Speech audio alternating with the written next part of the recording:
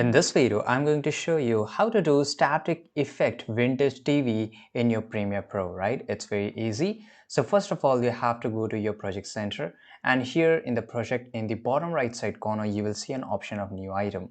Just click on that, and once you click on that, you will get an option of color mate. So just click on color mate, and here you have to select the color. Let it be everything exactly same what it is here. Just click on OK, and now we will select the black color.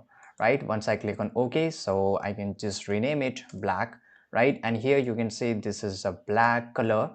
This is basically a color. Now I will just increase the length of this mate here, and I will select this. Now you have to go to the effect center, and here in the effect center you have to type noise HLS, right? Once you type it, you will get this option of noise HLS auto.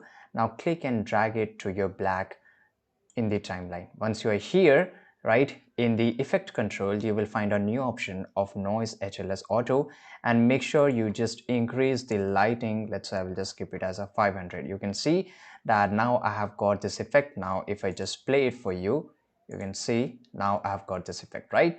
Now for example, you can just increase or decrease depending upon your requirements. I will just like to be here only 500. Now it's looking good. Now make it more realistic, you need to add a sound. So I have a sound for it. Let me show you. I will just drag here, and you can see I can just play it for you guys. Now if you want this sound, you can just get it for free. It is available in the description. You can just go and download it for completely free. I hope you found this video very useful. Subscribe.